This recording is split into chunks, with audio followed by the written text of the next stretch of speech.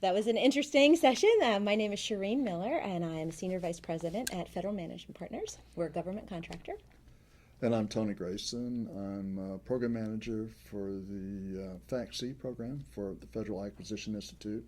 And we're here to talk about our observations on the debriefing that we just saw.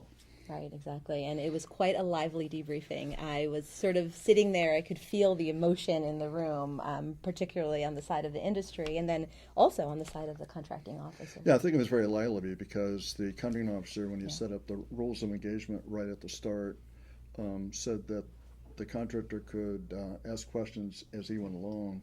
And as a result of that, it became very lively because the government, in fact, took a risk that the contractor was going to bring things up and they weren't going to have enough time. And so, as we saw at the end, they kind of ran out of time. Right.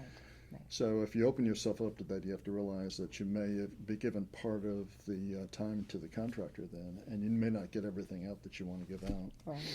And on the part of the industry, they were rather sort of argumentative and had a lot to say and a lot to disagree with. And I think the purpose of the debrief really is for them to learn about what they could do differently. Exactly. And at points in that conversation, I felt like they were really trying to challenge and go up against the government. Exactly. They were trying to say that their proposal, their offer was misevaluated and the evaluation should be changed.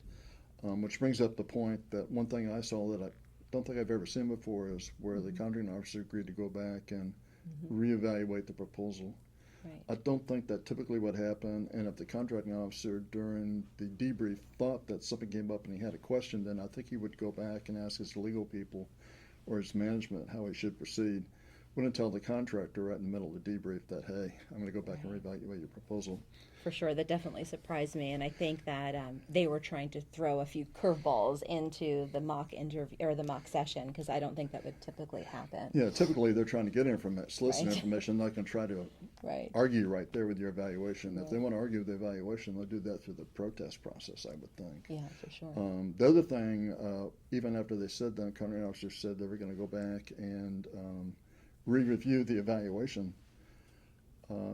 He then said that, hey, it didn't make any difference because the evaluation criteria would have been exactly the same. They weren't going to change, which is probably a little surprising. The contractor would probably be upset when they heard that. Right, for sure. And I think felt like maybe they were being placated a little bit in that by the contracting office. And in my experience, it's not just the adjectival ratings themselves that are important. They're kind of a general indicator of how the contractors stack up when compared against each other.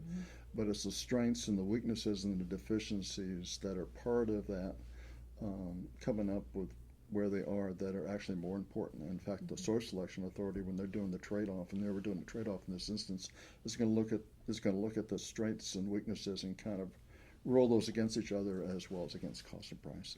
Right. I was sort of surprised when the industry was bringing up basically all the stuff that happened prior to the solicitation coming out and saying, well, in the market research phase, we felt like we were given a hint. And, that's not really applicable in this debrief situation. It's very much focused on what the solicitation is saying. And, I think the contracting officer did a great job at shutting that down and reminding folks that the pre-market research is one thing, and then when the solicitation is active, it's a very different sort of conversation. So, and the government quite accurately described that, hey, they're only going to evaluate Connor's proposal not about what was said beforehand, but what was actually on the pages of the proposal itself. Right.